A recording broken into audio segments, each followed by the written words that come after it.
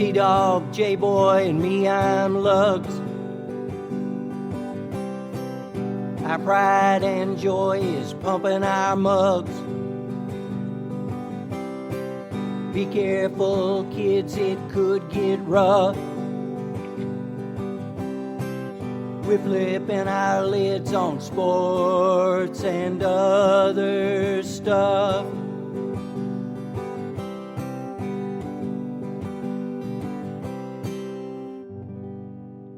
Welcome to Sport Weasel Central. I'm Lugs. I'm J-Boy.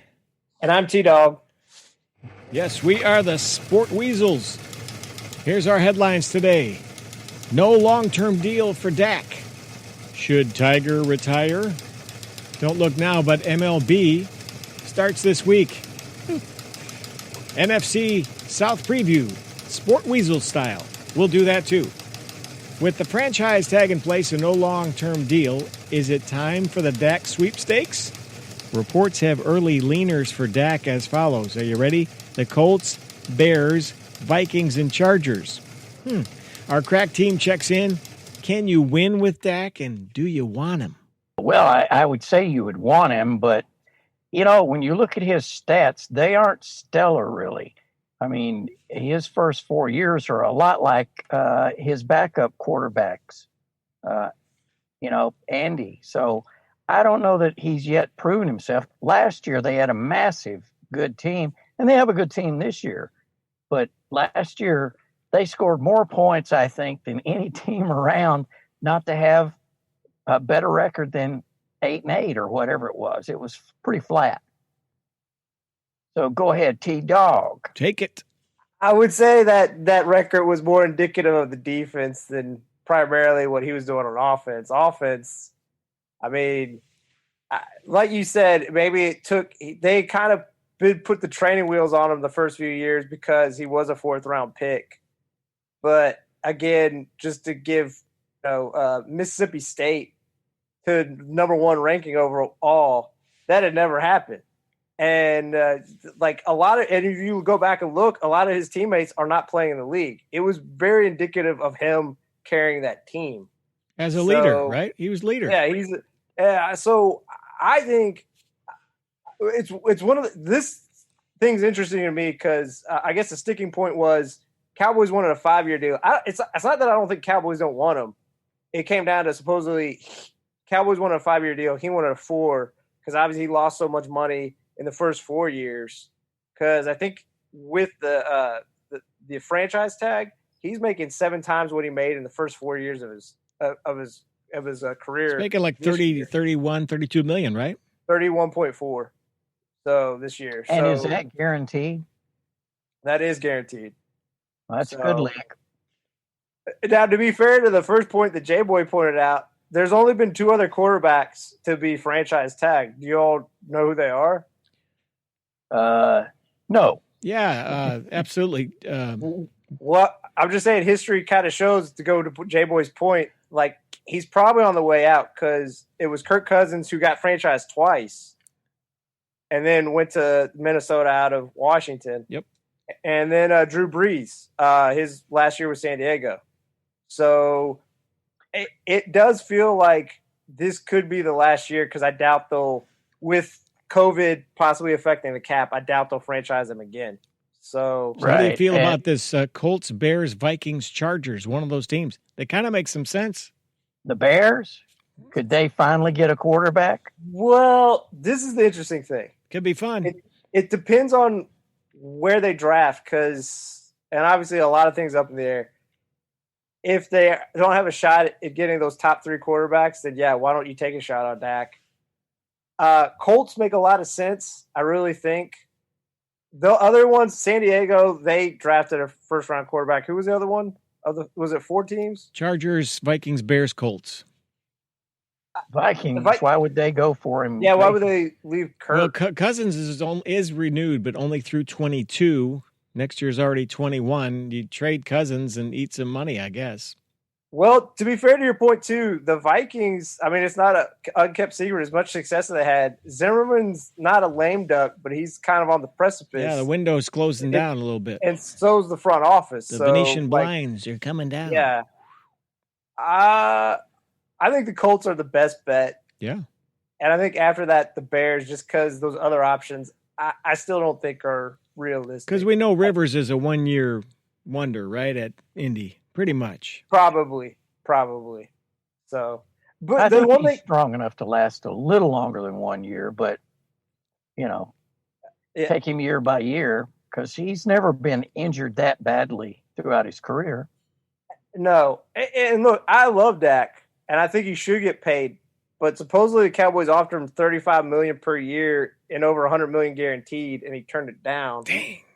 I don't know how, because this is my thing with Dak. As much as I love him, he is a top 10 quarterback, but he wants to get paid like a top 5 quarterback, and that's where I think, as much as I want him to get paid, like if he's trying to get paid more than Russell Wilson, it's like he's not Russell Wilson at this point. So No. So it comes down to ego, is what you're saying. That's really what it's all about. It's not about Well, making yeah. the right call. Well, He wanted the love. and at least to be fair to him, if you kind of like look at how much he accomplished in 4 years as a 4th rounder, and they didn't ever really offer him anything. They gave big deals to Amari Cooper and Ezekiel Elliott, and then they don't let him. I understand why he's kind of spurred. So I understand his feelings about the Cowboys. Possibly is all. That. At the first opportunity, he's going to leave. I mean, he's just felt like he's been pushed to the side. I mean, all of that for a year, they kept jacking around. That is disrespectful for a guy that basically you could count on. I'm not a huge Dak fan, but man, he can throw the ball. He can run it when he has to. Yeah. And he knows that offense inside out. And as a noted Andy Dalton fan, just to go back to Lugs' point, as much as I love Andy Dalton, his ceiling is not Dak's. Dak's ceiling is so much higher than I think Andy Dalton. But Andy has a better haircut, so. And didn't Dak have that band back in the 80s, the Dak band? Oh, no, that was the Gap band. Sorry. Oh, man. And one more thing. Isn't Dak wears number 4, right, on his uni? Yeah. Okay, well, Jim Harbaugh's old number 4 is available in orange and blue at the Chicago Bears. All right, let's do our second topic. All right. And we'll come back to football at the end. This will be a quickie. Tiger has his second worst outing this season at his first PGA Tour event in 5 months. He declined to reveal when he'll be back competing on tour, only to say it'll be soon. So are we beginning to see the end of El Tigre? I think physically he is done. I watched some of that tournament in Dublin, Ohio, and he could not turn his back all the way. He couldn't follow through, and you could see him. He was dropping the club after making strokes, and then when they did that interview at the end for him having to explain what went wrong, you could see in that man's eyes pure pain. He should just back away for at least a couple of years and maybe get that back somehow rehabbed a little bit or something. Because we all want that Tiger magic that he had early. I mean, just those shots like at the Masters were up the hill and back down for the birdie putt. But I don't think he just can't do it anymore. Yeah, he's pretty busted up physically for a relatively young guy, isn't he? Yeah. Well, that's what I was asking Lugs earlier. How old is Tiger? I think you were right. I think he's mid-40s. He's 44. Yeah. 44. So I was going to ask you all, and I know with maybe strength and conditioning and whatnot, they have it longer.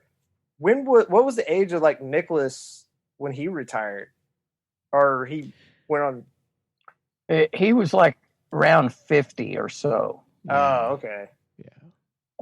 He played, but he actually longer. retired. He didn't go into the senior circuit. I looked that up, but Tiger. So do you think he would even go into the senior circuit? I mean, obviously this would be years from now, like you said. Maybe he'd wait till 50. But would he even attempt to do that, or do you think he's just so physically shot he can't even get healthy. No, I think he could be somewhat competitive in the senior circuit, but gosh, go look at that interview, that post round interview, and just look at his eyes. I mean, he's standing there, and you can tell it's everything he can do not to just scream. His eyes just look like a guy that was in excruciating pain. Lugs, I know you're a big body language watching guy, so you're saying those eyes were kind of vacant. Well, they were closed almost. I mean, it was like he was grimacing, avoiding grimacing with his face, and it was all showing in his eyes. So I just would like to see the man healthy, and I'm sure he would too. But it was not a good look for the PGA, and the PGA wants him because anytime he's on the screen, the ratings do go up. But I think that magic is going to fade as well. So anyway, my advice to Tiger, for what it's worth, is take a couple of years and heal up. Stand down, sir. That's what you say. Okay, our next topic. Canada's federal government has denied the Blue Jays permission to play baseball in Toronto this season due to concerns about COVID-19. Will baseball make it in this short season window? Man, there's lots to happen, but this is quite a twist, isn't it? It's supposed to start Friday. What do you guys say? Hey, they would do it if it was hockey. You know it. I mean, come on. Take that damn American game and shove it. Yeah, exactly. So, have you heard any contingencies? Where would they even look into Buffalo AAA Stadium, and Pittsburgh Pirates are having some discussion, so you'd have two home teams in the same place. Oh. I say bring them here. Louisville Slugger Field, wide open.